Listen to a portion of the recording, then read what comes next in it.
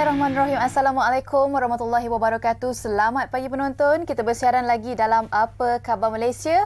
Hari ini 4 November 2024, hari Isnin yang pertama untuk bulan ini. Betul. Saya Hana Nazir dan saya Izzy Yusof. Kita baru saja, bukanlah baru saja, tapi kita masih lagi dalam mood bercuti. Long weekend untuk mereka yang menyambut Deepavali, mereka yang bercuti. Namun hari ini kesesakan jalan raya di ibu kota telah kembali seperti biasa. Mana yang menikmati ketenangan trafik dah berakhir dah. Ya, Deepavali baru-baru ni hari Khamis kan Izu? Betul, hari Khamis. Izu buat apa? Kerja lah. Kerja. Saya Alhamdulillah tahun ni dapat bercuti. Tapi pada hari Deepavali saya rehat-rehat je. Okey. Sehari sebelum Deepavali tu saya sempat ke Little India di Brickfields. Oh, sangat buat coverage meriah. sana. Ya, okay. Saya celebrate di sana dan sempatlah beli juga kan baju untuk perayaan, tapi tak sempat pakai lagi tahun ni, mungkin tahun depan. Tapi apa yang saya nak cakap sebenarnya, Little India sangat meriah. Bunga api pertunjukannya sangat seronok. Banyak juga muruku yang dijual, saya beli juga. Itu antara yang menarik lah untuk Deepavali tahun ini untuk saya lah. Itu keunikan kita di Malaysia. Kita bukan ada satu bangsa, satu kaum dan juga satu agama, tapi pelbagai bangsa, kaum dan juga agama, itu yang menyatukan kita sebagai rakyat Malaysia. Hana juga, dia dalam kesempatan tu dia juga sibuk nak shopping. Shopping kalau untuk perempuan ni wajib lah kan. Okey, kita nak kongsi ini berita menarik di portalbernama.com, boleh kita kongsikan kepada anda di pagi ini, di mana kita tahu Perdana Menteri akan mengadakan ataupun dah pun sampai ke China untuk mengadakan lawatan selama 4 hari mulai hari ini sehingga ke 7 November 2024 atas jemputan daripada rakan sejawatnya Li Qiang untuk menghadiri Expo Import Antarabangsa China ke-7 CIIE ke-7 di Shanghai, China. Dan menurut kenyataan dikeluarkan oleh Kementerian Luar Negeri, pada semalam 3 November, Malaysia diberi penghormatan sebagai Country of Honour di CIIE ke-7 pada tahun ini. Dan kita bukan sahaja akan mendengar ataupun mengadakan pertemuan dengan negara China, tapi juga akan ada program-program lain. Dan semasa di Shanghai nanti, Perdana Menteri dijadualkan mengadakan pertemuan dua hala bersama Li Qiang untuk membincangkan hubungan dua hala antara Malaysia dan China susulan perjumpaan mereka di Putrajaya pada 19 Jun baru-baru ini. Betul. Serta mereka juga akan bertukar pandangan lah berkenaan dengan isu serantau dan juga antarabangsa untuk kepentingan bersama. Betul. Jadi Perdana Menteri juga akan melawat Beijing selama 2 hari bermula 6 November. Tak lama saja lagi, di mana beliau juga dijadualkan membuat kunjungan hormat ke atas Presiden China Xi Jinping. Jadi kita harapkan semuanya berjalan dengan lancar. Betul. Hubungan Malaysia dengan China ini sangat rapat. Dan kita tahu jumlah pelaburan antara Malaysia dan juga China dari tahun ke tahun meningkat, dan antara yang tertinggi jugalah. Dan kita tahu China juga merupakan ahli untuk BRICS. Jadi sudah pastinya kita sebagai ahli BRICS akan memberi kesan yang besar lah kepada pelaburan FDI di negara kita. Sudah sekaligus kita tengok banyak pelaburan masuk, mencipta peluang-peluang pekerjaan yang baru. Ya, kalau tak silap saya dah 50 tahun lah lebih kan untuk hubungan Malaysia-China ni, dan kita harapkan mungkin lawatan kali ini yang dilakukan oleh Perdana Menteri juga akan membuahkan satu dimensi yang baru juga antara Malaysia dan juga China. Baik, kita lihat dahulu ramalan cuaca sebelum kita bersama dengan rakan penyampai dari Bilik Berita. Silakan.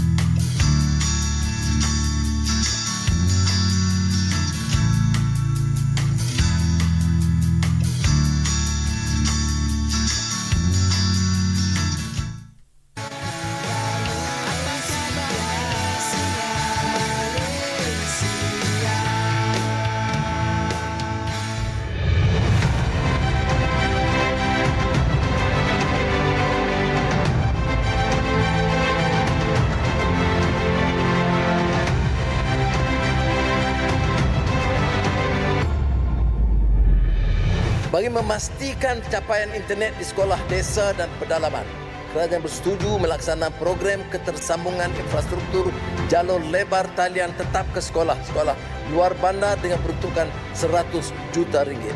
Projek Point of Presence sedia ada juga diteruskan dengan peruntukan 800 juta ringgit. Belanjawan Madani ketiga kekal dengan komitmen meningkatkan mutu institusi pendidikan tinggi. 635 juta ringgit disediakan untuk menambah baik prasarana, mengganti peralatan usang dan sebagainya. SKMM dengan dana 120 juta ringgit bersetuju untuk menambah baik capaian internet di semua universiti awam, sekolah, kem tentera dan institusi MARA. Digital Nasional Berhad telah diambil alih oleh entiti swasta susulan liputan 5G yang melepasi 80%. Melangkah ke depan, kerajaan akan mengumumkan rangkaian kedua 5G sebagai usaha meningkatkan daya saing di bidang ICT. Menggalakkan penggunaan 5G terutama memacu kes-kes penggunaan 5G oleh industri menjelang kepengurusian ASEAN 2025.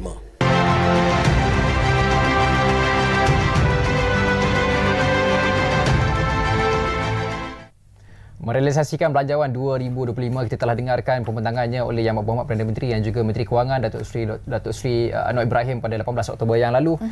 Dan kita nak mengupas lebih lanjut berkaitan dengan meningkatkan tahap penyambungan jaringan nasional yang telah dibacakan oleh Yang Berhormat Perdana Menteri sebentar tadi, di mana 635 juta diperuntukkan untuk pemodenan dan pengembangan infrastruktur di Universiti Awam, dan juga menyentuh berkaitan dengan komponen-komponen di bawah memperluaskan lagi ketersambungan jalur lebar itu. Kita bersama dengan tetamu di studio. Siapa dia, Hana? Sila kenalkan. Saya kenalkan kepada anda Tuan Munif Kamarudin yang merupakan Ketua Pegawai Eksekutif H Point Towers Malaysia. Assalamualaikum, apa khabar? Waalaikumsalam warahmatullahi wabarakatuh. Terima kasih Izu dan Hana. Terima kasih juga kerana sudi bersama kami dalam Apa Khabar Malaysia. Okey, kalau kita tengok VT tadi, ada beberapa peruntukan ya Tuan yang diberikan untuk merealisasikan jaringan nasional di negara kita. Jadi mungkin kami nak tahu dulu apa pandangan Tuan Munif mengenai peruntukan 635 juta untuk pemodenan dan juga pengembangan infrastruktur di Universiti Awam dan juga 100 juta untuk inisiatif program ketersambungan infrastruktur jalur lebar talian tetap dalam Belanjawan 2025 ini. Ya, terima kasih. So, bagi pihak kami rasakan jumlah tersebut adalah jumlah yang munasabah.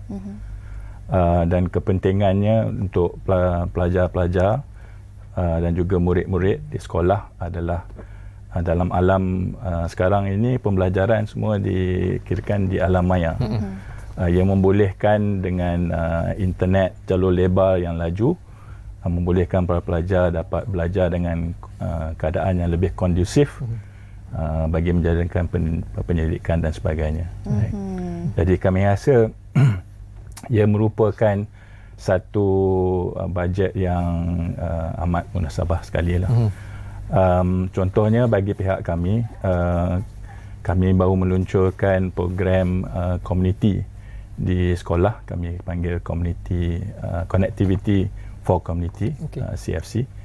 Kami luncurkan di satu sekolah di Karak, Sungai Karak 2, dan satu sekolah di Miri, di mana kami menyambung jalur lebar sama ada melalui Starlink ataupun fiber ke kawasan-kawasan sekolah.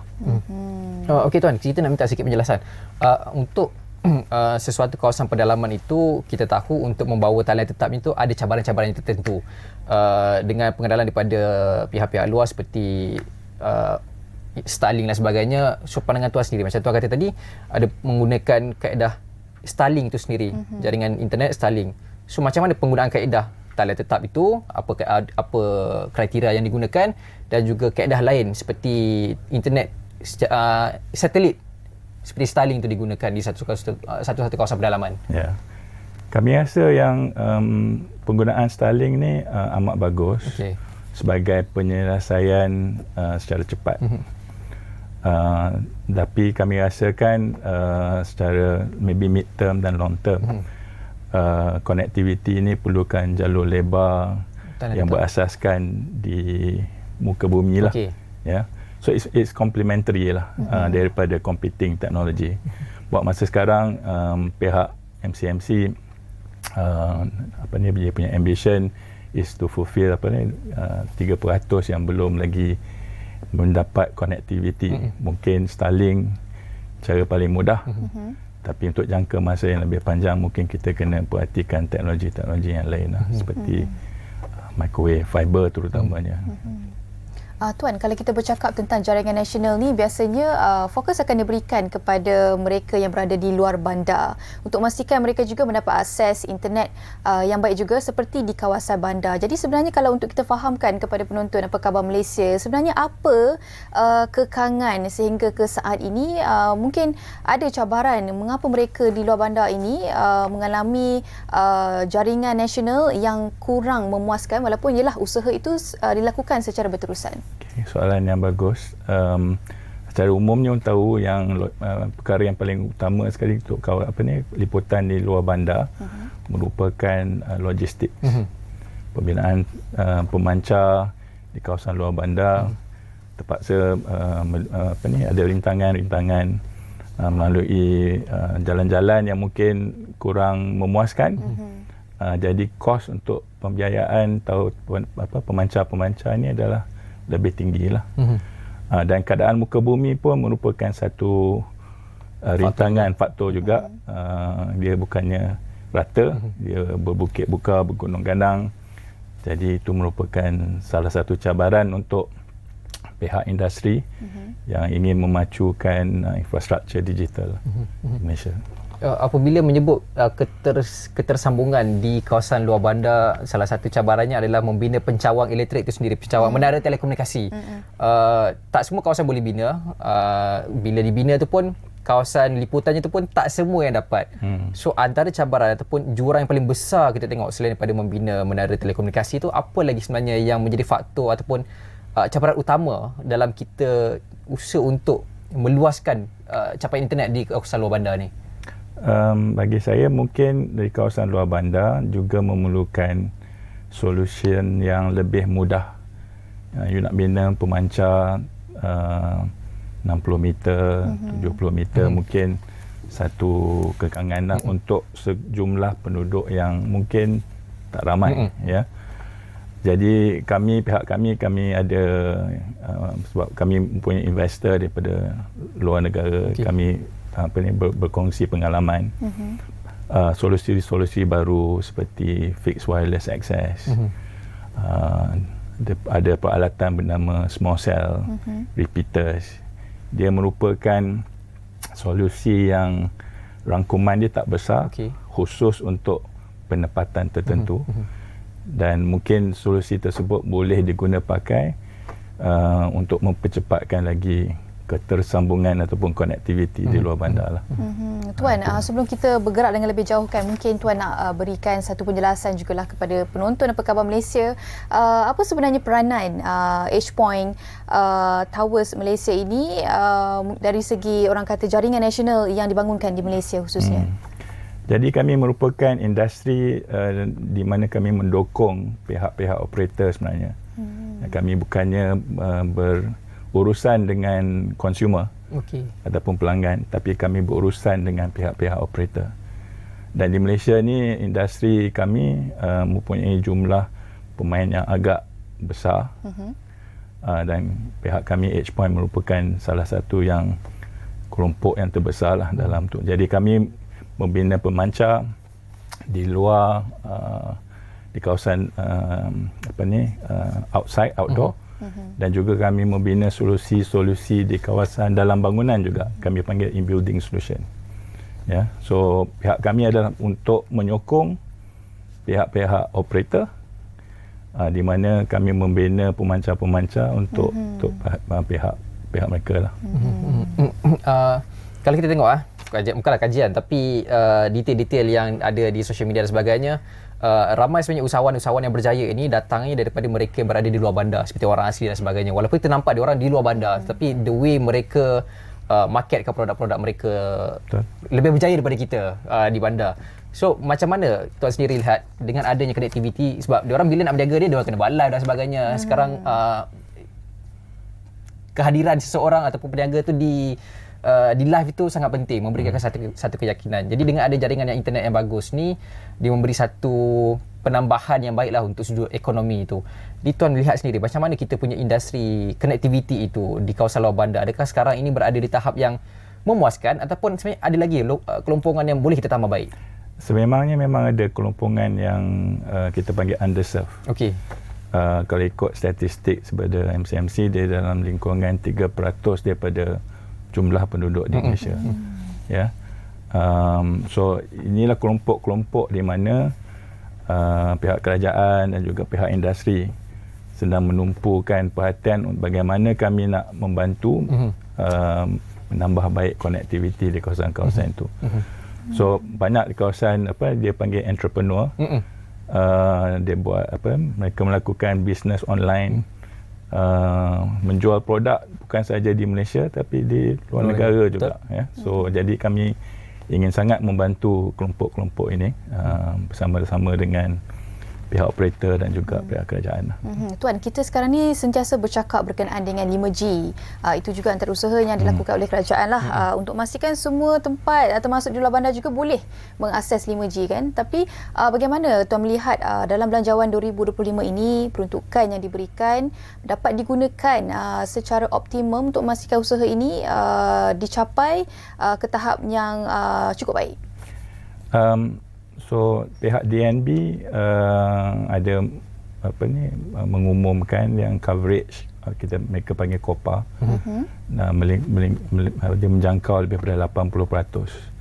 Kami rasakan dalam tempoh 2 tahun lebih pihak DNB mencapai 80% itu memang amat memberangsangkan. Right? Dan jumlah kadar penggunaan 5G pun dalam lingkungan di Malaysia dalam hampir 40%. Kalau compare dengan Thailand dengan Indonesia, kita ni memang jauh lebih ke depan lah.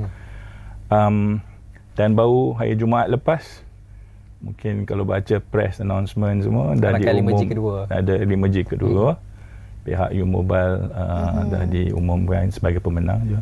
Saya ambil kesempatan untuk mengucapkan tahniahlah pada pihak U-Mobile. Jadi kami bila ada dua network ni, pilihan lebih lah pada rakyat. Betul. Ya, untuk consumer, untuk businesses kan. Jadi saya rasa ada elok kirakan ada risk management of the network tu kirakan better lah sebab ada dua kan. Jadi selepasnya itu salah satu usaha untuk meningkatkan lagi ketercapaian 5G di Malaysia. Kita tahu 5G ni mula mendapat perhatian di negara dunia bermula pada COVID, tak silap saya tuan ni. Bermula pada COVID 2020, lepas tu perlahan-lahan kita mula menambah baik dan juga upgrade. Jadi apa pun terima kasih kita ucapkan kepada Encik Munif Kamarudin selaku Ketua Pegawai Eksekutif Edge Point Towers Malaysia atas kesudian merealisasikan belanjawan 2025 meningkatkan tahap penyambungan jaringan nasional. Terima kasih banyak Encik Munif. Terima kasih. Dan sebelum kita berehat, kita ada satu VT berkaitan dengan gudang robotik. Apa dia? Saksikan. Melihat kepada trend pembelian e-dagang yang semakin meningkat, AFM Fulfillment tampil dengan inovasi penyelesaian e-dagang di Malaysia. Dengan menggunakan sistem robotik pintar di gudang, sudah tentu dapat meningkatkan lagi kualiti dan produktiviti sesebuah perusahaan. Terbaru majlis perasmian dijalankan di gudangnya dengan kehadiran Ketua Setiausaha Kementerian Pembangunan, Usahawan dan Koperasi Datuk Seri Khairul Zaimi Daud disaksikan oleh Ketua Pegawai Eksekutif dan dihadiri oleh pemain industri serta pihak media. Mari kita dengarkan pandangan Pengerusi Eksekutif AFM Fulfillment Muhammad Taufik Othman mengenai inovasi ini. Kita memang rasa the only way to selesaikan masalah ni adalah dengan cara robotik sebab dia involve volume yang banyak. Actually menghubungi beberapa ekosistem e-commerce platform sendiri yang perlu disambungkan kepada ekosistem warehouse, terpaksa disambungkan kepada robotik. Kalau you tak ada innovation ataupun tak ada automasi atau robotik, benda ni akan menjadi sangat-sangat inefficient sebab kalau orang beli dekat online, you kena dapat download and manually pack. Macam kita, the system already connected to all e-commerce, Lazada, Shopee, TikTok and many others. So jadi bila orang beli, robot kita dah dapat order and kita buat fulfillment. So fulfillment boleh buat dalam masa yang sangat singkat dan productivity pun sangat tinggi. Satu demonstrasi secara langsung juga diadakan menunjukkan keupayaan sistem robotik pintar ini. Dengan keupayaan untuk beroperasi tanpa henti, sistem ini mampu mengurangkan kesilapan manusia dan meningkatkan produktiviti. Bila guna robotik dan otomasi ni, kita sangat boleh scalable. Kita punya vision is to have this kind of robotic warehouse in every major city. Sebab dia e-commerce dan e-commerce ada di mana-mana. dan di Major City kita nak cuba emulate benda ni. So kita look at Penang, I think one of the expansion plan is in Penang, Johor Bahru, and also negara-negara besar lah di Indonesia, di Filipina and all that. Sebab dia sangat-sangat scalable. Benda yang sama kita boleh buat di tempat-tempat ini. Market memang dah tersedia, market e-commerce. Cuma kita kena laksanakan lah. Itu target kita. Dan kalau ada usahawan yang memerlu teknologi kita, kita juga boleh bagi support. Dengan pelancaran gudang robotik pintar ini, AFM Fulfillment bersedia untuk membawa e-dagang Malaysia ke tahap yang lebih tinggi. Ini adalah langkah penting ke arah masa depan yang lebih efisien dan berinovasi.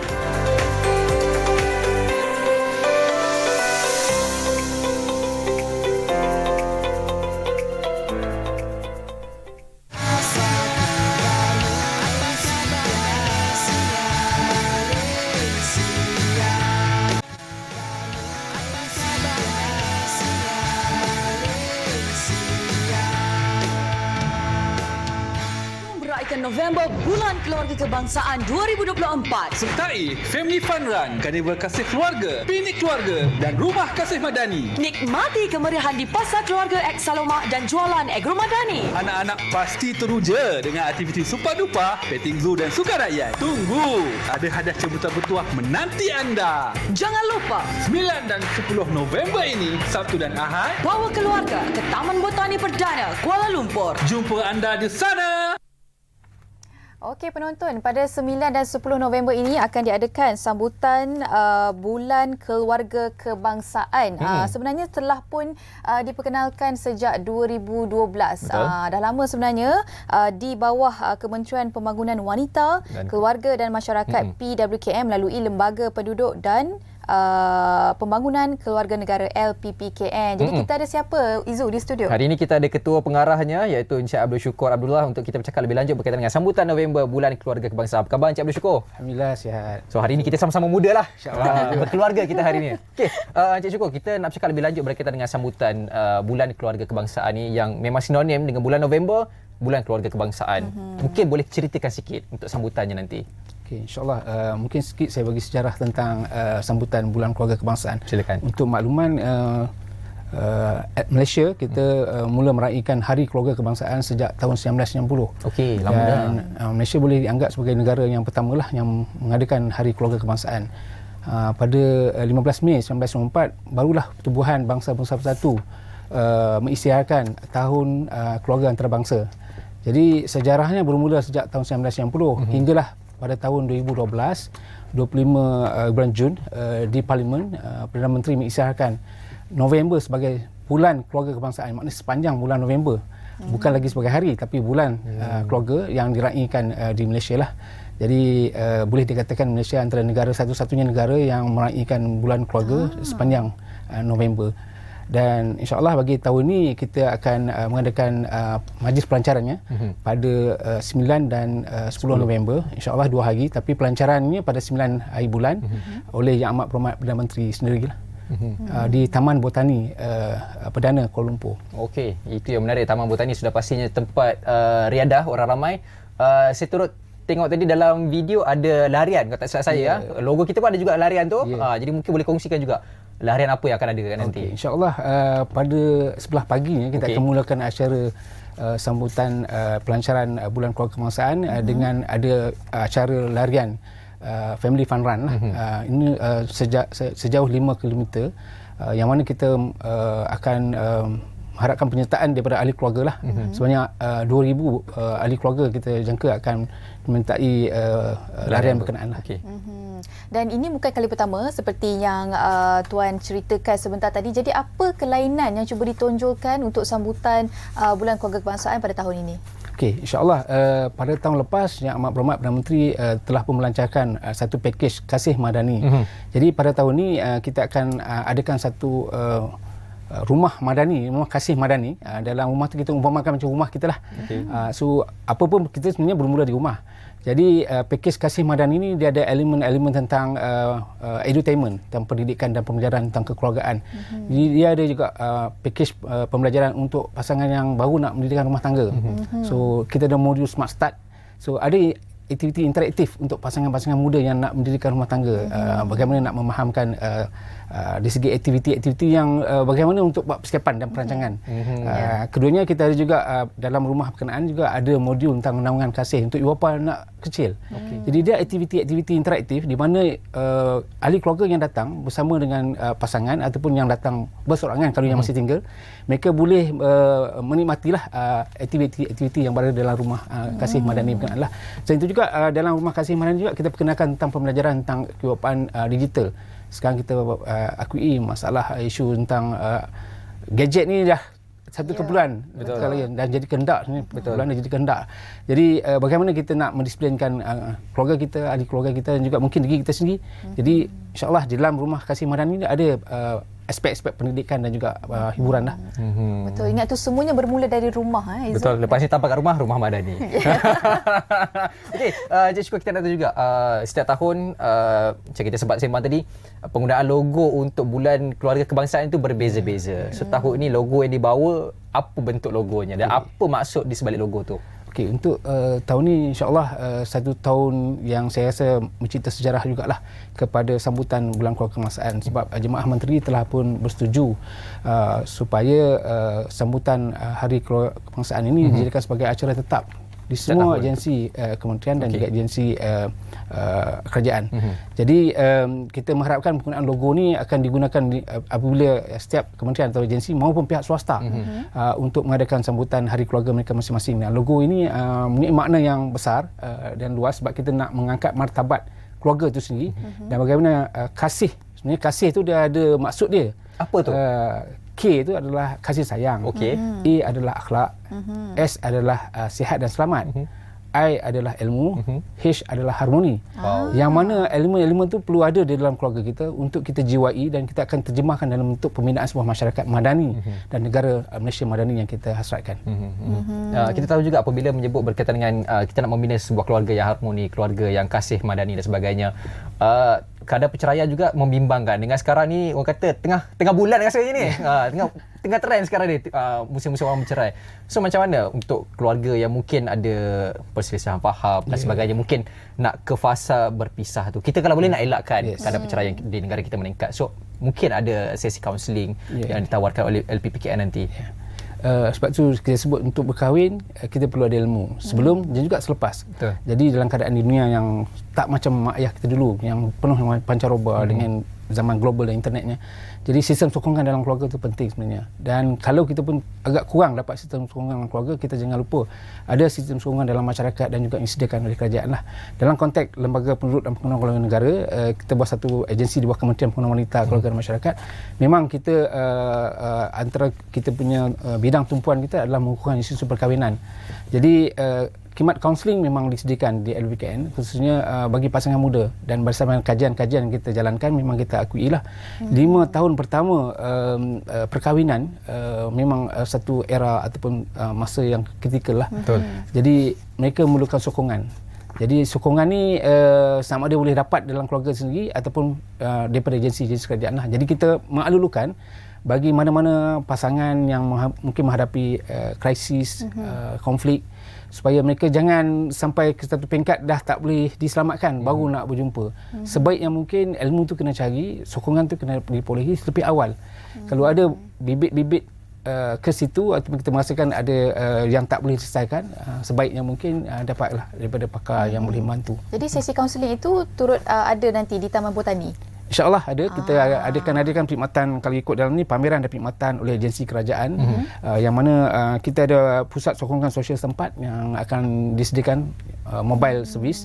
LPKN juga ada bawa perkhidmatan kaunseling kita menggunakan kita punya pusat keluarga bergerak kita. Dan kita juga untuk remaja pun kita ada remaja Cafe 18, kita ada mobile truck Cafe 18 kita sendiri untuk remaja-remaja. Kita faham remaja sekarang ni dia punya dunia dia berbeza dengan kita, dan rujukan dia kadang-kadang keluarga nombor 2. Kita nak elak benda tu. Kita nakkan dijadikan sebagai sumber keluarga adalah yang pertama. Jadi insya-Allah pusat remaja ataupun truck Cafe 18 yang kita akan bawakan nanti akan menyediakan perkhidmatan untuk mereka juga. Jadi sambutan ini kalau ikutkan bukan sahaja untuk berseronok ya, kalau macam tuan katakan tadi, kalau ada masalah masalah dalam perkahwinan tu, bolehlah datang dapatkan sesi kaunseling. Jangan tengok sini, tengoklah sana. Ini nasihat kepada pasangan muda lah. Dia nasihat kita. Bakal pasangan muda. Okey. Antara lain lah aktiviti lain kalau kalau ikutkan di Taman Botani ini sangat luas kan. Pastinya banyak lagi aktiviti lain selain larian, sesi kaunseling dan sebagainya. Dan juga mengapa tuan pada tahun ini Taman Botani Kuala Lumpur, kalau tahun lepas di Putrajaya. Kenapa? Okey. Untuk tahun lepas kita memang buat di Putrajaya. Putrajaya di environment vibe dia mungkin berbeza sikit dari segi aktivitinya, sebab kita lebih banyak menggunakan fizikal dan juga banyak expo dan pameran. Tapi untuk tahun ni kita beza, kita bawa ke Taman Botani Perdana sebab memang sesuai untuk keluarga menjalankan aktiviti-aktiviti itu. Saya beri contoh macam Rumah Madani yang kita nak bawa sebagai highlight ataupun mother booth kita, sebab kita nak bawa keluarga untuk orang kata apa, merasai pengalaman bagaimana mereka dapat memupuk nilai kasih dan sayang di dalam rumah itu sendiri melalui aktiviti di dalam rumah. Jadi saya nak menjemput bagi keluarga yang bawa ahli keluarga untuk datang dan melihat dan merasai sendiri pengalaman yang ada dalam Rumah Kasih Madani. Keduanya, kita ada banyak zon. Zon A, zon B, zon C. Dekat Rumah Kasih Madani dekat zon A. Dekat zon B ni kita ada juga perkhidmatan dalam bentuk riadah aktiviti bersama keluarga. Maka ada pasar keluarga, ada program Exaloma ni untuk retro lagi beberapa yang orang kata apa, nostalgia untuk kembali ke zaman itu. Kita ada pasar keluarga dan mereka boleh buat aktiviti bersama dengan keluarga. Dan di zon C kita ada satu aktiviti kekeluargaan di mana mereka boleh berpiknik di situ. Mereka juga boleh terlibat dalam stall game. So ada game-game yang tertentu yang boleh buat secara aktiviti bersama dengan keluarga masing-masing lah. So mereka boleh berpiknik di situ. Dan juga di zon B kita ada demonstrasi masakan, ada permainan Supa Dupa, dia ada juga kita ada buat perkemahan, kemah-kemah. Di situ macam untuk merasai lah. glamping, untuk mereka merasai untuk berpiknik dan juga bersama. Jadi Taman Botani ni dia kondusif untuk aktiviti-aktiviti yang begitu. Jadi kita bawa kelainan pada tahun ni supaya mereka merasai 2 hari itu betul-betul manfaat. Dan untuk makluman, program kita sebenarnya sampai malam pada 9 bulan. InsyaAllah kita ada acara-acara pentas lah. Okey, Cik Cukup, secara ringkasnya mungkin ada harapan yang nak dikongsikan. Event kita tak lama dah, 9 dan 10. Berapa hari je lagi? Mungkin ada harapan untuk bulan keluarga kebangsaan nanti. Okey, harapan saya moga program yang kita akan ini akan mencetus satu usaha menggemeling daripada semua pihak, syarikat swasta, kerajaan dan juga mungkin NGO untuk sama-sama mengutamakan keluarga lah. Jadi ini sambutan bulan keluarga ni untuk mencetuskan kesedaran kepada masyarakat tentang pentingnya kita memainkan peranan semula fungsi keluarga dalam melindungi ahli keluarga dalam apa jua cabaran juga masalah. Betul. Okey, baik, itu dia 9 dan 10 hari bulan nanti. Jangan lupa untuk ke Taman Botani Perdana KL untuk sama-sama memeriahkan sambutan Bulan Keluarga Kebangsaan. Terima kasih Encik Abdul Syukur Abdullah yang merupakan Ketua Pengarah LPPKN. Baik, selepas ini kita ada satu lagi perkongsian kepada anda, tetapi kita berehat dahulu. Kita kembali selepas ini. Betul.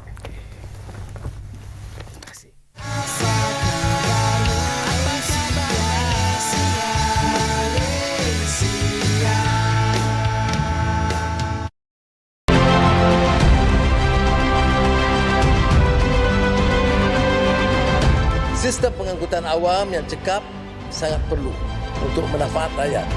Perkhidmatan udara luar bandar Sabah Sarawak diteruskan dengan peruntukan lebih 200 juta ringgit. Ini termasuk laluan baru dari KK ke Layang-Layang dan Miri ke Long Banga. Prasarana pula telah membuat perolehan 250 bas elektrik tahun ini. Memulakan perolehan 12 gerabak tren penumpang KTMB bagi keselesaan penumpang. Prasarana akan menyediakan kemudahan van untuk anak-anak ke sekolah dengan bayaran 50 sen sahaja.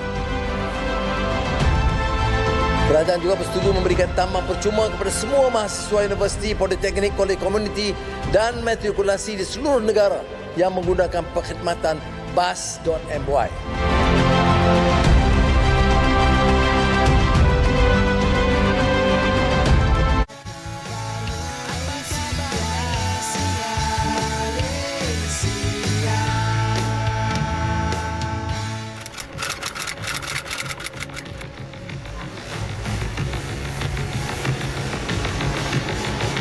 segala harta peninggalan si mati adalah hak anak-anak dia.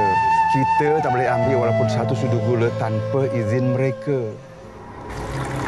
Gigi emas, ni kita cabut ni. Kalau perlu paksa cabut, kita paksa. Nabi kita ada ke baca Yasin malam Jumaat? Itulah bid'ah. Sesat.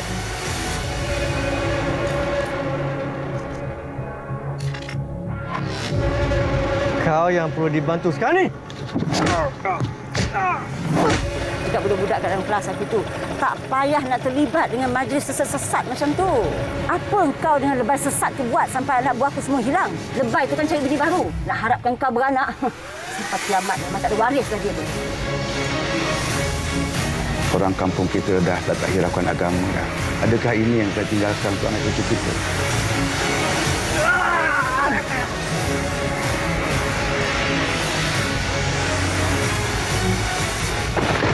Yasin Siliwangi hanya boleh diamalkan oleh orang yang betul-betul membuang segala sifat mazmumah dalam hidupnya.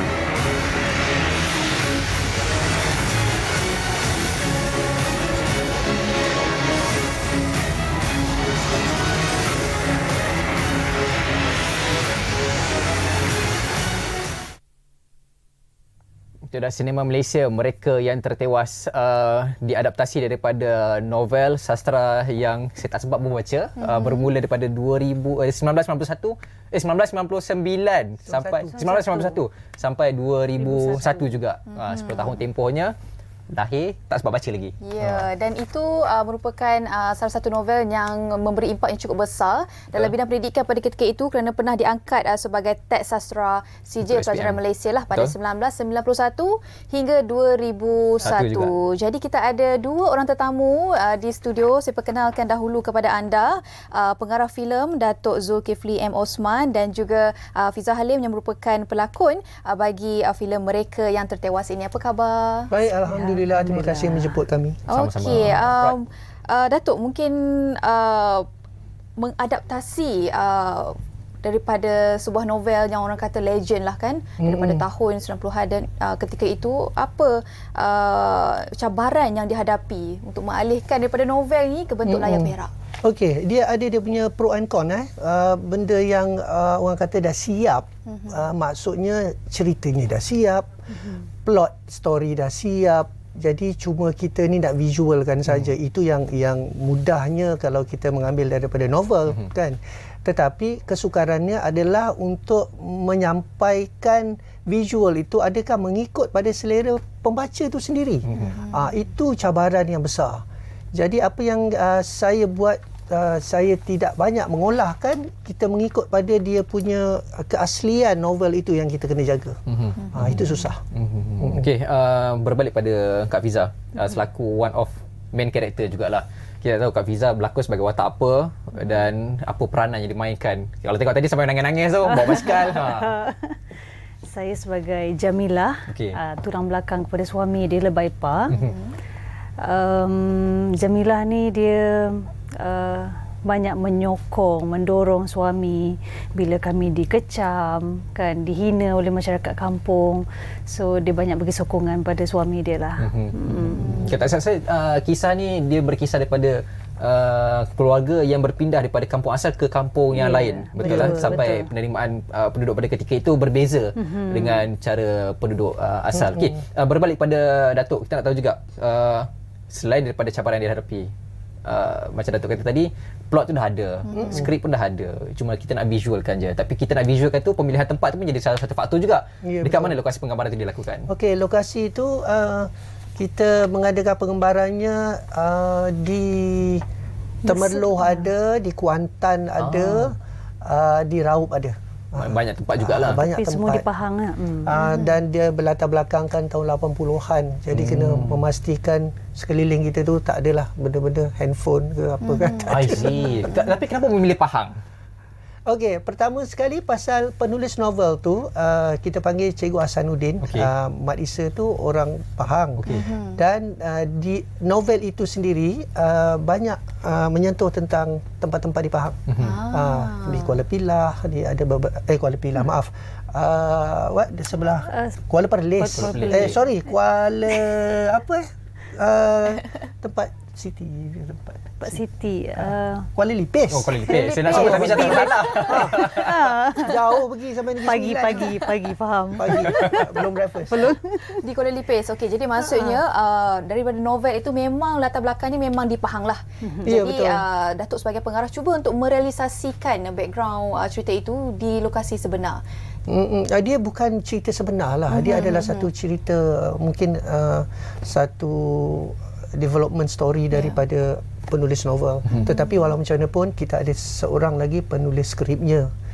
Itu Tuan Rosman pula, Mat Shah. Dia yang mengambil intipati daripada novel itu sendiri, menjadikannya naskah skrip. Jadi sebenarnya kerja buat skrip ni lebih susah sebenarnya. Pasal dalam skrip tu macam-macam ada orang kata. Tapi bila nak diambilkan, nak dipetik perkara-perkara yang mustahak tu, itu bukan mudah, kan? Jadi saya cuma menyampaikan visual. Okey, Kak Fiza, Hana silakan. Kak Fiza, pada pertama kali ditawarkan untuk mendapat orang kata tawaran untuk Watak Jamilah, bagaimana persiapan dilakukan selepas itu, Kak Fiza? Of course kita kena baca lah novel tu kan, tapi tak sempat habis pun. Tapi kita tahu sebab saya ambil SPM tahun 98. Oh, kena lah. Dalam, masa tu kena study lah benda tu. Masih kita ingat lagi kan. Dan bila dapat tahu, alhamdulillah kita seronok sebab dulu kita ambil test kan benda tu. Tiba-tiba kita nak melakonkan apa yang dalam buku kita baca tu, memang excited lah. Memang looking forward. Maksudnya Kak Fiza ingat-ingat jugalah kan jalan cerita untuk mereka yang tewas ni. Dan bila kita baca tu, aku jadi Jamilah. Dia macam excited lah, macam okey. Mesti dulu tak pernah sangka kan? Tak sangka. Boleh lakonkan pada 2024. Siapa sangka. Membawa satu kelainan, kita tahu hidup pada 80-an, penghujungnya tak sama dengan secara sekarang. Propnya, penggunaan rumahnya, cara bercakapnya, bahasa pun masih ada sedikit berbeza dengan penggunaan bahasa sekarang. So macam Datuk sendiri tengok macam mana Datuk membawa elemen-elemen 80, 90 tu dibawa masuk ke dalam layar perak. Okey, saya mengarah pun daripada tahun 80-an juga kan, ujung 80-an. Jadi kita dah biasa hidup dengan 80-an ni. Jadi saya rasa macam saya buat cerita lama. Untuk nak mendapatkan visual tu yang meyakinkan tu, saya berbalik pada apa pengalaman saya yang dulu. I see. Jadi rasanya pasal saya bukan generasi baru juga kan, involved dengan industri filem pun daripada tahun 75. Jadi rasanya tak susah sangat untuk nak meyakinkan 80-an itu. Cuma kena memastikan kena penelitian lah, amat mustahak tu kan. Yang saya risau sebenarnya adalah cerita ini adalah satu cerita sastra. Betul. Okey. Jadi adakah sambutan itu dapat boleh diterima? diterima. Tetapi walau macam mana pun dengan zaman teknologi, dengan zaman media sosial ni, alhamdulillah saya nampak sambutan awal ini daripada tayangan perdana dan juga tayangan amal yang kita buat tu nampak amat positif lah. Jadi cuma saya berdebar lah. Dia ada peminat tersendiri. Ya, dia ada sebelum tu lagi pun bila masa kita orang tengah syuting, saya ada post kan. Semua yang orang kata batch-batch kita ni memang looking forward bila nak keluar ni. Kak Fiza bila nak keluar ni. So maknanya ada dia punya peminat dia. Ya. Dan saya rasa siapa yang mengambil SPM pada ketika itu mungkin memang looking tahu. forward juga. Saya harap-harap begitu. Sebab yalah bila diadaptasi ni kita nak tengok kan, tapi itulah cabaran yang risau. Macam Tuan Datuk katakan tadi. Okey, Kak Fiza, bagaimana orang kata apa durasi penggambaran pada ketika itu dan apa cabaran Kak Fiza pada ketika penggambaran dijalankan? Durasi maksudnya jangka masa syuting tu. Jangka masa sastra je ni, bahasa sastra. Tiba-tiba terkejut durasi. Dia blank kejap kan. Jangka masa penggambaran. Jadual dia 20 hari tu, of course bila walaupun saya tak ada shoot tu, tapi saya masih tetap nak ada di set. Okay. Saya tak nak saya punya mood daripada tu hilang. Daripada awal sampai akhir memang saya duduk stay di situ je. Sebab saya tak nak hilang mood saya, fokus saya hilang. Tiba-tiba kita balik tu datang pula kan kita. So itu cabaran, bukan cabaran lah, macam durasi dia. Okay. Durasi dia dan cabaran of course lah kita kena apa orang kata banyak fokus, bersabar. Kita nak kena macam menjiwai itu bukan senang lah. Tapi yang best part sebab saya dapat abang Zaidi Omar. Betul. Memang dia kita orang kata senang kerja lah, tak susah kerja. Alhamdulillah. Dan disertakan dengan pengarahan daripada Datuk Zul, memang which is Sifu saya daripada umur saya 18 tu sampai ke hari ni masih lagi. Okay, Kak Fiza sikit harapan sebelum kita ke Datuk untuk filem ni sinema. Harapan semestinya kita nak filem Mereka Tertewas ni diterima oleh semua golongan, bukan hanya untuk orang-orang sastra, sebab dalam cerita ni banyak yang kita isikan dengan kehidupan seharian kita. Apa yang kita boleh buat, apa yang kita tak boleh buat, apa yang kita terlepas pandang. So saya mengharapkan agar semua dapat terima apa yang kami cuba sampaikan. InsyaAllah. Datuk, Harapan saya setinggi gunung. Pasal cerita ni memang saya rasa satu genre yang lain lah. Risau tetapi macam saya kata tadi lah, bila sambutan awal ini kita dapat, orang kata terlalu tinggi harapan daripada semua pembaca asal. Jadi berdebar lah. Jadi cuma saya, apa yang saya boleh katakan, cuma harap dapat message yang positif daripada sebuah filem ini yang mana banyak kita timbulkan tentang hal-hal berdakwah lah sebenarnya. Berdakwah tentang ada cerita tentang khurafat, tentang ajaran sesat, tapi kita tak tumpu pada siapa-siapa pasal cerita ini memang novel lama dan kita harap dapatlah benefit daripada menonton filem ini, insyaAllah. Ya, itu dia penonton Mereka Yang Tertewas 7 November ini di Pawagam. Jangan lupa saksikan. Terima kasih kita ucapkan kepada Kak Fiza dan juga Datuk kerana sudi hadir ke Apa Khabar Malaysia untuk mempromosikan filem Mereka Yang Tertewas 7 November ini. Dan pastinya segala yang berlakon ataupun yang berlaku adalah kebetulan semata-mata. Itu yang paling penting. Dia boleh relate, tapi anggaplah kebetulan. Ya, yang penting ambil pengajaran daripada filem tersebut. Betul. Berunsurkan keagamaan. Okey, baik, itu sahaja dapat kami kongsikan kepada anda. 1 jam kita bersiaran. InsyaAllah kita jumpa lagi nanti. Esok bersama dengan rakan-rakan lain. Betul. Saya Hana Nazir. Saya Izzy Yusof. Kita jumpa lagi. Assalamualaikum. Salam hormat.